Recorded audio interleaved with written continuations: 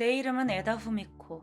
여기는 후추 형무소. 나는 이곳에서 16년을 보냈. 매일 아침 똑같은 사이렌 소리. 아침 6시 기상, 딱딱한 밥, 맛없는 국. 수십 명이 한 줄로 서서 배급받는 식사. 누구도 말을 섞지 않는다. 기계처럼 반복되는 하루. 걸어야 할 곳에서 걷고 앉아야 할 곳에서 앉고 허락된 시간에만 숨을 쉰다. 거울 속 내 얼굴은 변했다. 얼굴살이 빠지고 피부는 칙칙해졌다. 눈빛도 좀 흐려졌네. 어느새 진짜 범죄자의 얼굴이 되어 있었다. 창살 너머에서는 비가 내린다. 빗소리가 좋다. 이곳에서는 비라도 내려야 감정을 느낄 수 있다. 밤이 되면 깜빵은 조용해지고 나는 잠자리에 든다. 매일같이 나오는 똑같은 꿈. 피, 붉은색, 칼끝에서 흐르는 액체, 그리고 마유미의 눈, 피가 흐르는 그 얼굴, 놀란 눈동자, 입을 떼지도 못한 채 바닥으로 쓰러지는 모습. 나는 그 순간을 단 한 번도 잊어본 적이 없다. 어쩌면 잊지 못하게 만들어진 걸지도 모르지. 아직도 생각한다. 나는 왜 여기에 있는 걸까? 어디에서부터 잘못된 걸까? 이건 내 탓이었을까? 아니면 그 여자 때문이었을까? 나는 원래 미용실에서 경리로 일했다. 손님들의 계산을 정리하고 직원들의 급여를 맞추는 일. 미용 기술은 없었지만 숫자는 정확했다. 그러던 어느 날 A씨가 나타났다. 그는 우리 미용실의 단골 고객이었고 직업은 세무사였다. 늘 정갈한 정장 차림에 부드러운 말투. 처음엔 그냥 그저 손님일 뿐이었다. 하지만 우린 점점 가까워졌다. 밥을 먹고 커피를 마시고 술잔을 기울였다. 그의 손길이 닿을 때마다 가슴이 뛰었다. 나도 알고 있었다.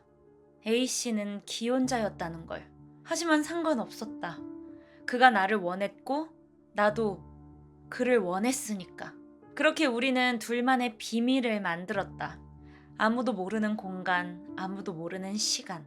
이 순간만큼은 내가 특별해지는 것 같은 기분이 들었다. 그런데 그 여자가 나타났다. 마유미. 젊고 예쁜 외모. 손님들은 그녀를 좋아했고 남자 직원들은 그녀에게 말을 걸었다. 그녀의 미소는 환했다. 머리를 손질하는 손길이 가벼웠다. 그녀가 웃으면 가게 안의 공기가 달라졌다. 그건 A씨도 마찬가지. 그가 그녀에게 말을 걸고 그녀를 바라봤다. 마치 나에게 하는 것처럼. 그날부터 나는 마유미를 지켜보기 시작했다. 그녀는 모든 걸 가지고 있었다. 젊음, 아름다움, 인기, 그리고 내 남자까지. 나는 깨달았다. 마유미가 없어져야 모든 것이 다시 내 것이 될 거라는 걸. 처음엔 단순히 기분 탓이라고 생각했다. A씨가 마유미와 그저 몇 마디 나눈 것일 뿐이다 라고. 그런데 그의 시선이 달라졌어. 그녀를 볼 때, 웃을 때, 손끝이 스칠 때 너무 자연스러웠고 너무 익숙한 눈빛이었다.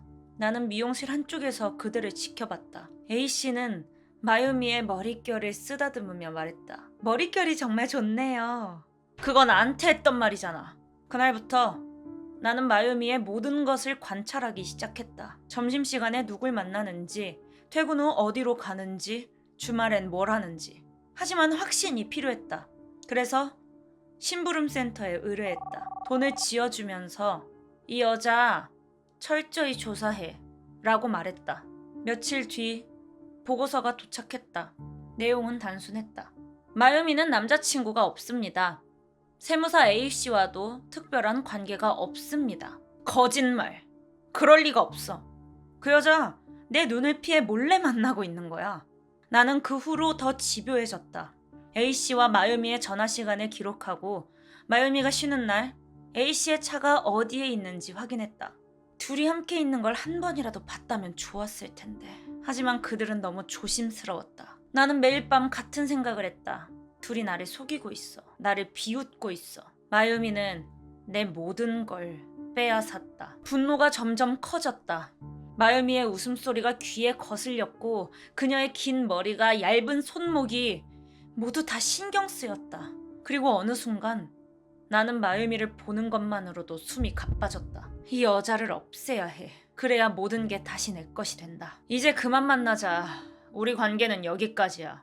A씨가 나에게 말했다. 숨이 멎는 것 같았다. 심장이 내려앉고 손끝이 차가워졌다. 전화기를 쥐고 번호를 몇 번이고 눌렀다. 연결음이 이렇게 길었던가? 내 전화를 받지 않는다. 거울 속엔 일그러진 내 얼굴이 보였다. 순간 입 안엔 비릿한 피맛이 감돌았다. 나도 모르게 입술을 깨물었고 피가 났나 보다. 이게 다 그 여자 때문이야. 그 순간 미용실 문이 열렸다. 마유미였다. 그녀는 서류 봉투를 들고 있었고 가벼운 목소리로 내게 말했다. 저 퇴사 서류 때문에 왔어요. 후미코 씨랑 서류 정리를 해야 한다고 해서요. 숨이 가빠졌다. 가까이 오지 마. 네 목소리 듣기 싫어. 마유미는 눈치채지 못했다. 언제나처럼 환한 미소, 환한 얼굴. 죄송해요. 바쁘셨죠? 아무렇지도 않게 웃었다. 순간 머릿속이 새하얘지고 손끝이 저릿해졌다. 그냥 말하고 싶었다. 다 너 때문이야. 네가 내 모든 걸 빼앗았어. 그런데 입이 떨어지지 않았다. 가슴이 요동쳤고 숨이 막혔다. 몸이 저절로 움직여 주방 쪽으로 향했다. 손에 칼을 쥐었다. 칼의 무게조차 느껴지지 않았다. 마유미는 서류를 넘기며 말했다. 확인해주세요. 나는 아무 말도 하지 않았다. 그저 앞으로 걸어갈 뿐. 그리고 칼을 그대로 마유미의 가슴에 꽂았다. 뜨거운 피가 손등을 타고 흘렀다. 마유미가 날 바라본다. 놀란 눈. 입을 열었지만 아무 소리도 내지 못했다. 그녀의 손이 허공을 휘저었다. 팔이 흔들리고 몸이 뒤로 꺾이며 바닥으로 무너졌다. 나는 그런 그녀를 가만히 내려다봤다. 움직이지 않는 몸, 퍼져가는 피. 그 순간 나는 아무 생각도 들지 않았다. 내가 이걸 했어. 숨을 삼켰다. 머릿속이 새하얘졌다. 어떻게 해야 하지? 이 상태로 둬서는 안 되는데.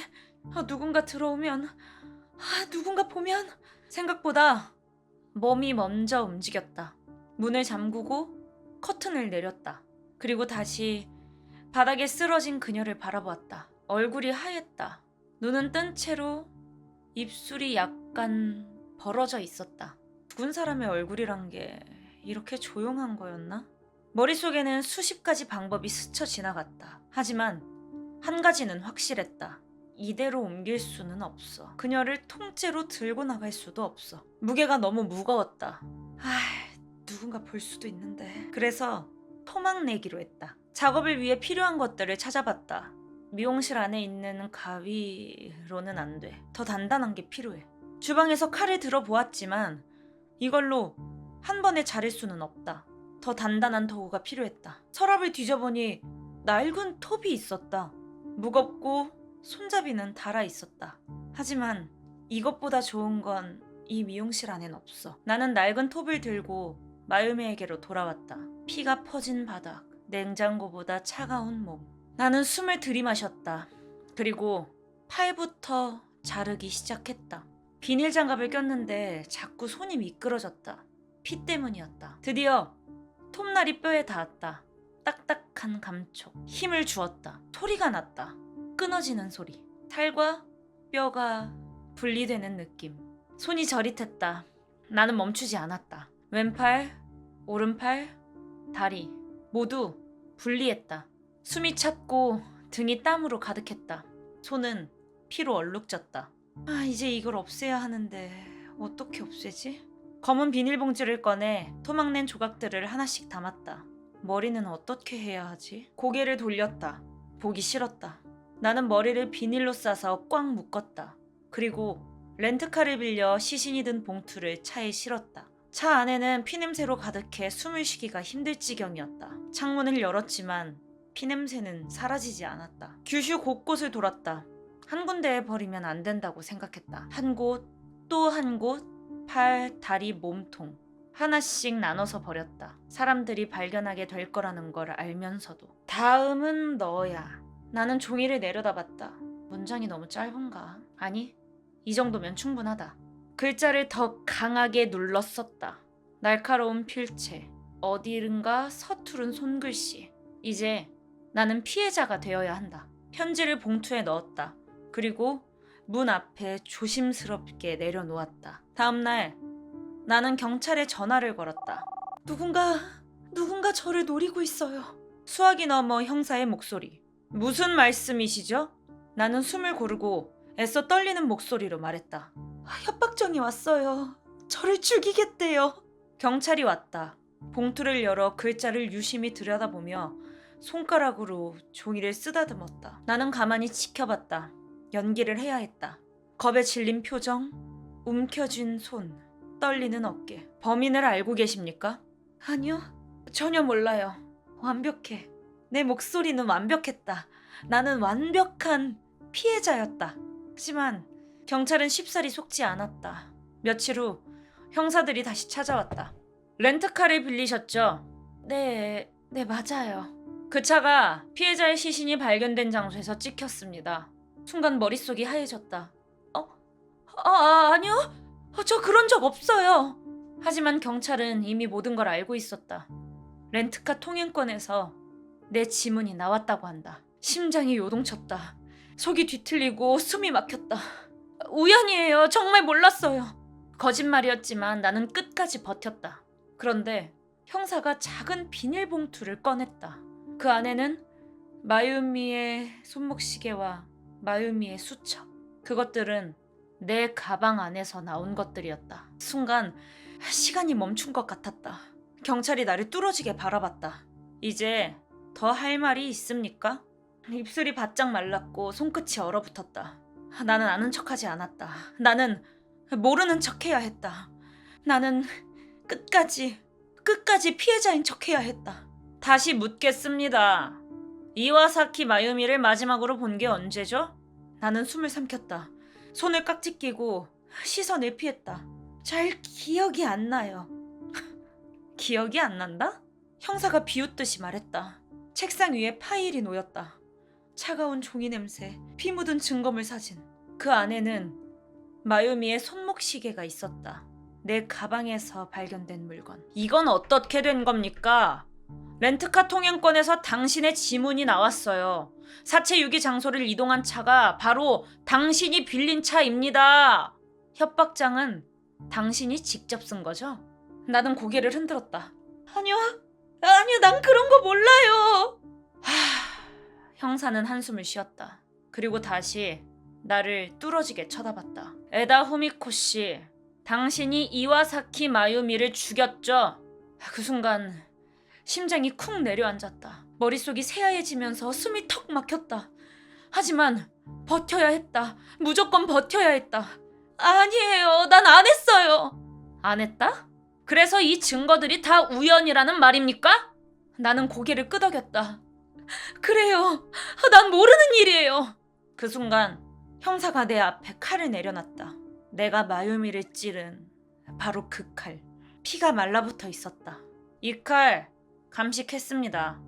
손잡이에서 나온 지문도 확인했고요. 당신 거 맞습니다. 목구멍이 바짝 말랐다. 어깨가 떨리고 손끝에 힘이 빠졌다. 이제 더 거짓말할 게 있습니까?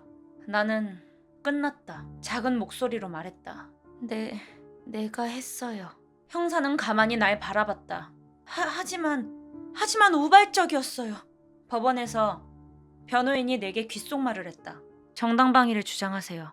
싸움 끝에 우발적으로 저지른 일이라고 하세요. 나는 고개를 끄덕였다. 그게 최선이었다. 검사가 일어났다. 날카로운 목소리.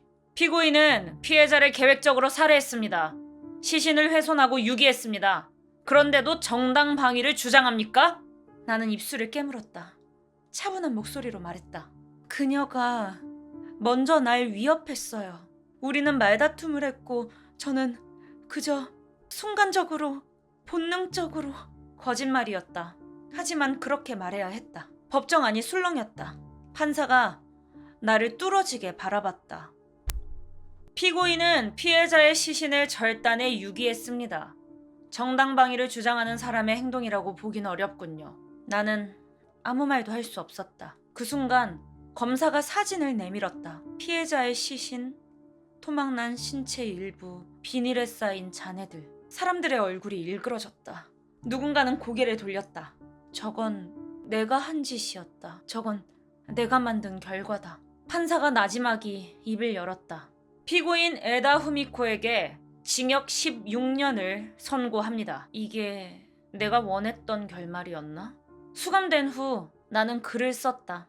기록해야 했다. 이곳에서 사라지기 전에. 사람들은 나를 괴물이라고 불렀다. 토막 살인마, 냉혈한, 끔찍한 여자. 나는 책을 통해 묻고 싶었다. 정말 나는 괴물인가? 처음엔 글이 잘 써지지 않았다. 머릿속에 떠오르는 것들이 너무 많았다. 하지만 어떤 것도 쉽게 적을 수 없었다. 마유미의 얼굴, A씨의 목소리, 잘려나간 손목.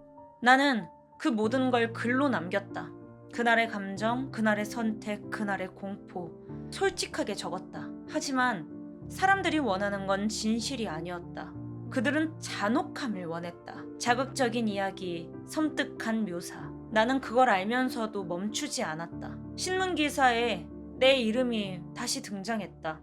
살인자의 고백, 잔혹한 회고록, 후미코 감옥에서 책을 쓰다. 사람들은 분노했다.